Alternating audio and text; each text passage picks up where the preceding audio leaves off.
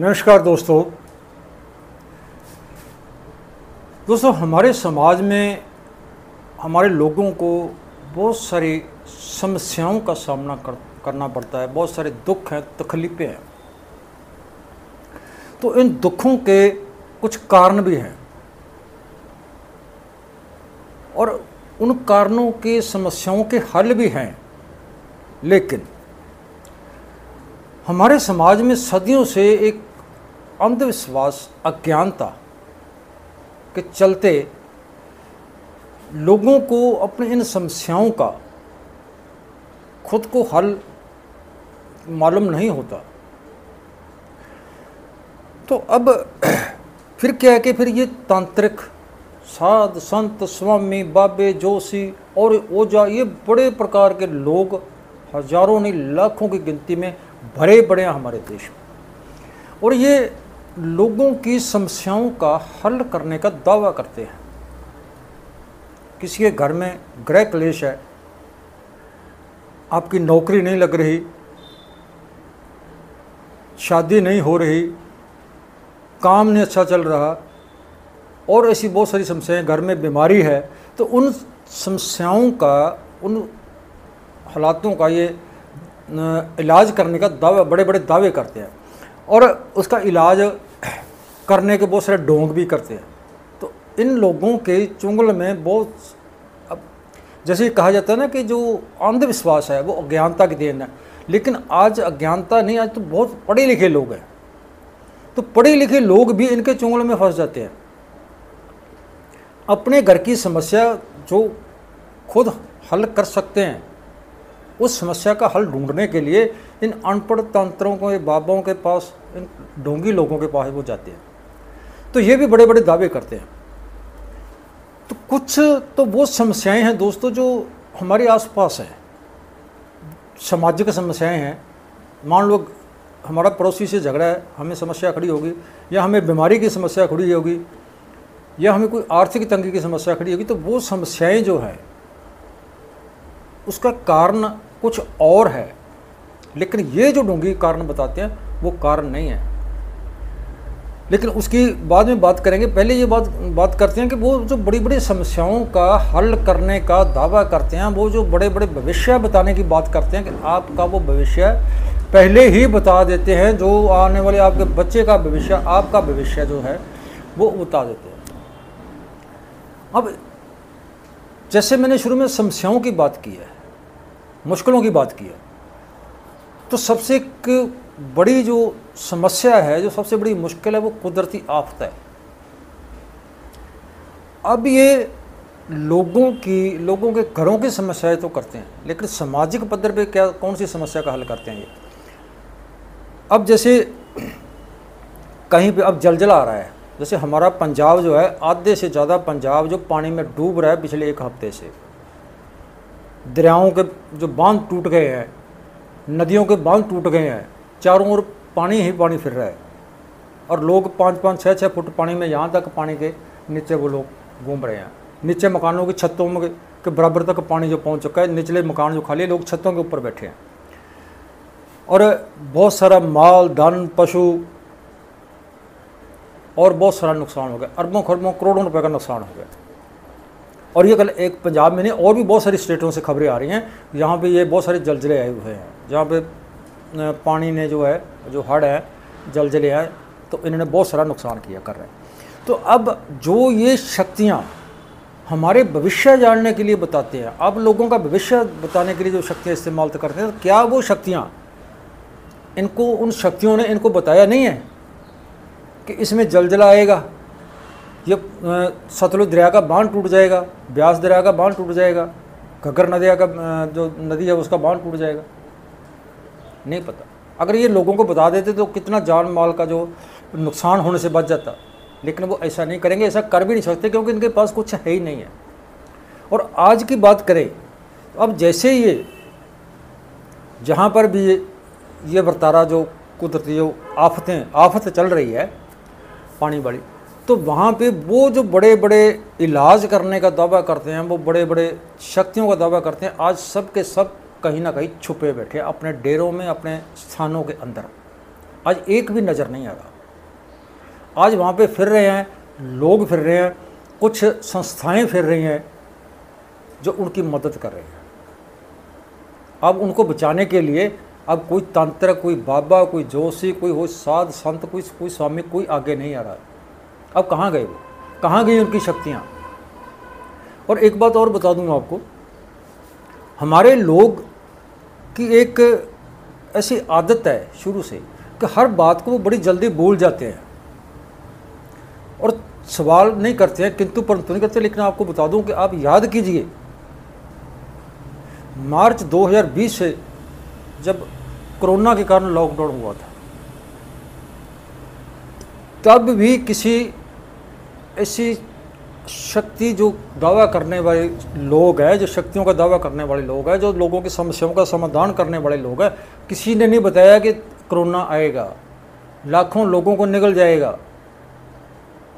आप अपनी सुरक्षा कर लो। किसी ने नहीं बताया। बताएंगे तब जब इनके पास कुछ होगा तो।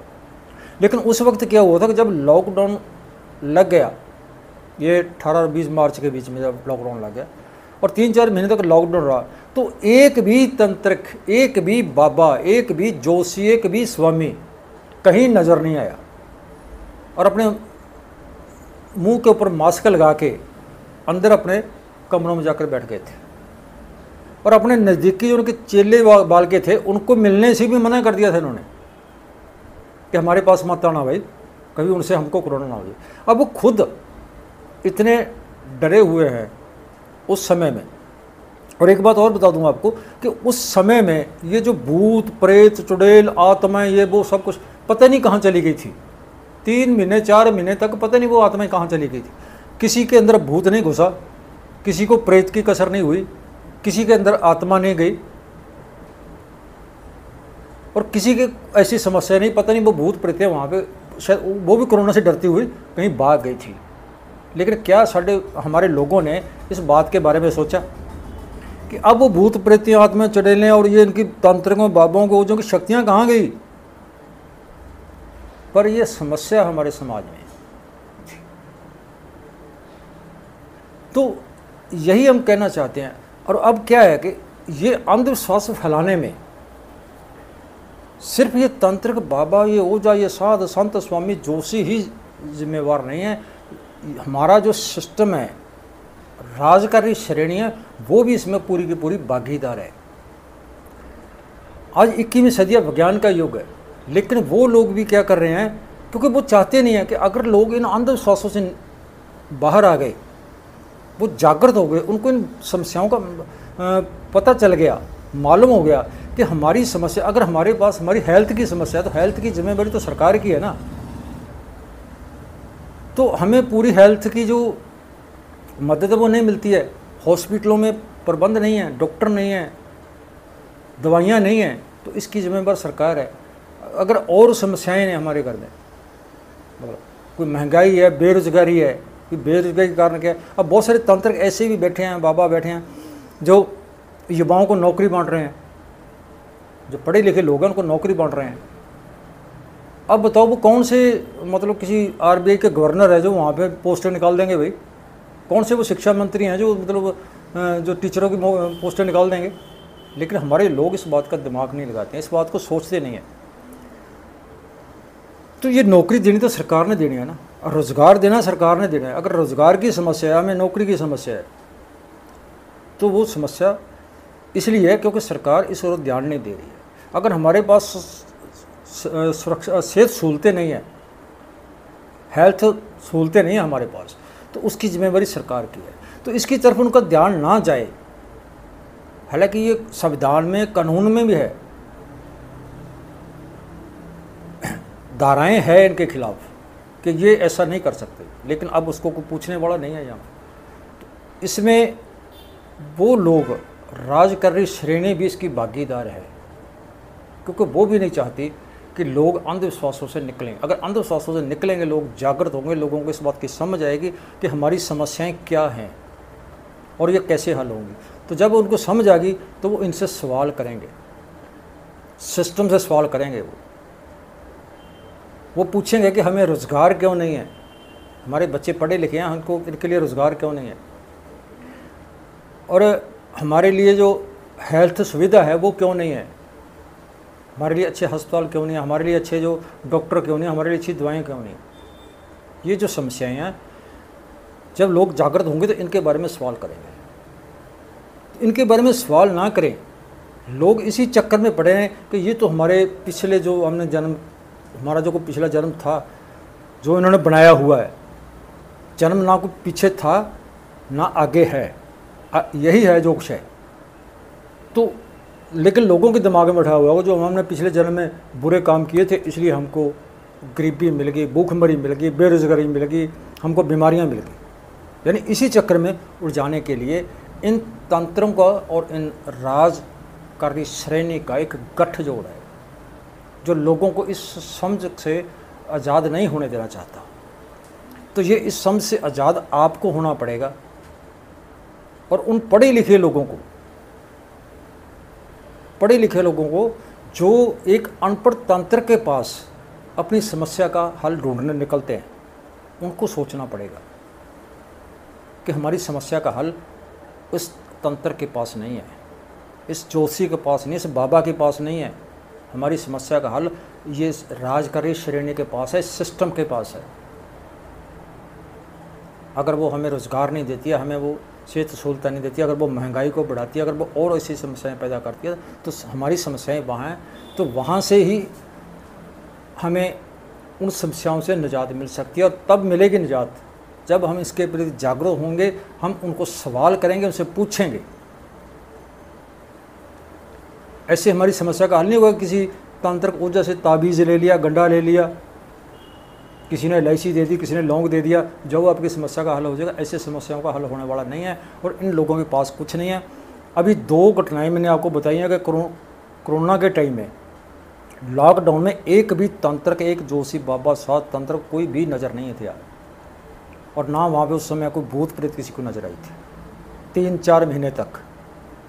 और अब जैसे ही ये जलजलाया है, बहुत सारे स्टेटों में ये आ रहा है, तबाही हो रही है, लोग मर रहे हैं, लेकिन कहीं पे भी कोई बाबा तांत्रिक ये जोशी बाबे वगैरह ये कहीं नज़र नहीं आ रहे लोगों की मदद के लिए। तो अब हम अपने अदारे की ओर से कहना चाहते हैं कि अब आइए सामने, अपनी शक्ति का इस्तेमाल कीजिए और सुखा दीजिए उस पानी को।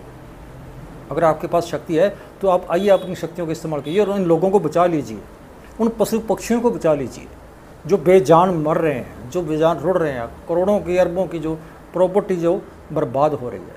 पर ऐसा वो नहीं करेंगे। जैसे ये माहौल शांत हो जाएगा, सब कुछ ठीक ठाक हो जाएगा, तो फिर आपकी जेब से पैसे ऐंठने के लिए तब वो अपने दफ्तर खोल लेंगे। आज उनके दफ्तर भी बंद हैं और उन शक्तियों के जहाँ के जिसके अंदर बैठ के वो शक्तियों का प्रदर्शन करने का दावा करते हैं, उन शक्तियों में भी पानी जो 5-5 फुट 6-6 फुट भरा हुआ है, वहाँ पे भी नहीं रोक सके। तो आपकी समस्या का क्या हल करेंगे? आप सोचिए, अंधविश्वास त्यागिए और इस नींद से जागिए। आपकी समस्याओं का हल आपके पास है और आपके पास आपकी समस्याएं तभी हल होंगी जब आप एक वैज्ञानिक सोच अपनाएंगे, एक तार्किक सोच पाएंगे और आप सवाल करना शुरू करेंगे। उसी दिन आपकी समस्याओं का समाधान होना शुरू हो जाएगा। आज कैसा लगा विचार आप कमेंट करके ज़रूर बताना और दोस्तों चैनल को सब्सक्राइब ज़रूर कर लो ताकि हर आने वाली नई नोटिफिकेशन आप तक पहुंचती रहे। कल मिलते हैं एक और नई विचार चर्चा के साथ।